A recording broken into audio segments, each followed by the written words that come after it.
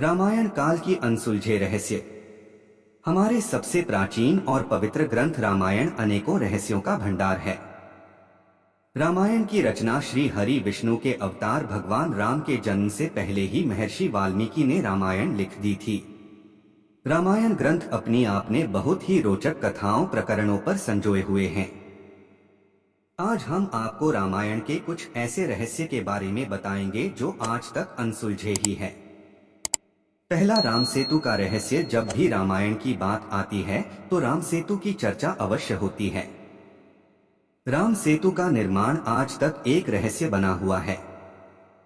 उस समय में 50 किलोमीटर लंबाई का यह पुल केवल 5 दिनों में कैसे बना?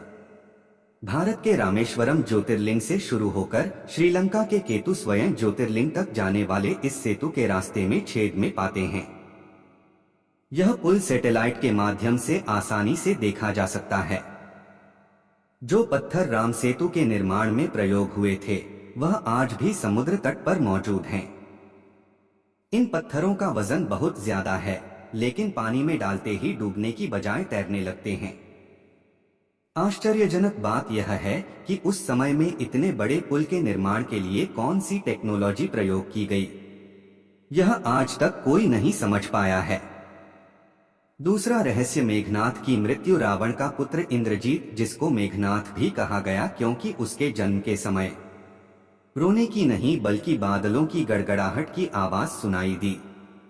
मेघनाथ एक बहुत बड़ा तपस्वी था और उसने अनेकों विद्या सीख ली थी। पशुपति अस्त्र, नारायण अस्त्र और ब्रह्मास्त्र जैसे अक्षरों को भी हासिल कर लिया था। उसके बारे में एक विचित्र बात है कि हर कोई उसे पराजित नहीं कर सकता था और न ही उसका वध आसानी से किया जा सकता था। मेघनाथ को वरदान प्राप्त था कि उसे वही मार सकता है जो 14 वर्षों से ना सोया हो।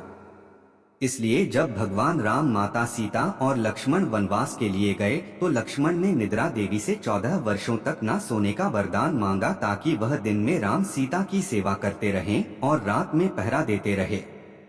इस कारण लक्ष्मण जी ही मेघनाथ का वध कर सकते थे और ऐसा ही हुआ। लक्ष्मण जी ने मेघनाथ को मारकर युद्ध में विजय प्राप्त की तो कैसे हुई? 14 वर्षों तक बिना सोए रह सकता है, यह आज तक कोई वैज्ञानिक भी नहीं समझ सका है। तीसरा रहस्य, शिव धनुष। दोस्तों, इसे पिनाक का धनुष भी कहा जाता है।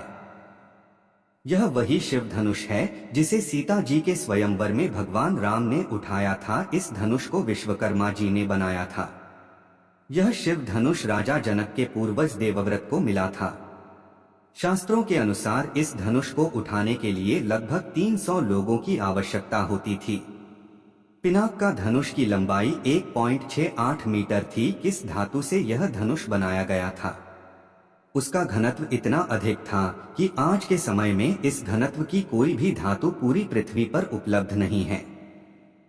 इसका अर्थ तो यही निकलता है कि पिनाक का धनुष एक ऐसी धातु से बनाया गया जो पृथ्वी पर थी ही नहीं। इस धनुष के निर्माण में किस धातु का प्रयोग हुआ, यह आज तक एक रहस्य ही बना हुआ है।